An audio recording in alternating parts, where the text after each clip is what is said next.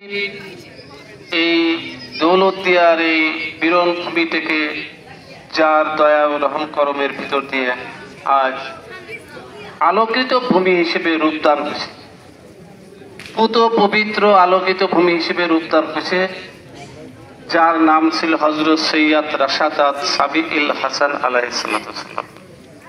তেনার আজ মহাপবিত্র ওরস শরীফ ৮ তারিখ দিবাগত রাত ৯ সফর। তাই আল্লাহর কাছে লক্ষ কোটি শুকরিয়া যে আল্লাহ আমাদেরকে হুজুর পাকের ওরস শরীফ পর্যন্ত যে হায়াতে তৌবিয়াতে বাঁচায় রাখছে, আমরা সবাই ওরস শরীফে হাজির হতে পেরেছি, যার কারণে আল্লাহর দরবারে কোটি কোটি শুকরিয়া। সকলে বলি আলহামদুলিল্লাহ। এখন তাকবীর শরীফ হবে, আপনারা কায়মনোচিত্তে সবাই তাকবীর শরীফের উত্তরটা দিবেন।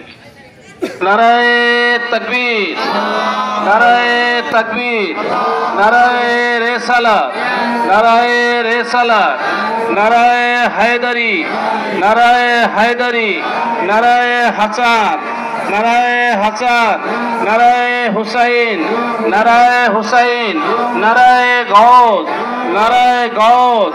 और हुजूर पाक किबला कबा हजरत सैयद शाह रशीद अली अल कादरी, और हुजूर पाक किबला कबा हजरत सैयद शाह रशीद अली अल कादरी, शाहजाशीन हुजूर पाक हजरत सैयद शाह यासूब अली अल कादरी, शाहजाशीन हुजूर पाक हजरत सैयद शाह यासूब अली अल कादरी, ছোট হুজুর পাক, ছোট হুজুর পাক মাদ্রাসাতু সাবিল হাসান, মাদ্রাসাতু সাবিল হাসান, শাহেন সাহেব বাগদাদ শরীফ, শাহেন সাহেব বাগদাদ শরীফ, শাহেন সাহেব মেদিনীপুর শরীফ, শাহেন সাহেব মেদিনীপুর শরীফ, দৌলতদিয়া আঞ্জুমানে কাদরিয়া মাদ্রাসা পাক, দৌলতদিয়া আঞ্জুমানে কাদরিয়া মাদ্রাসা পাক।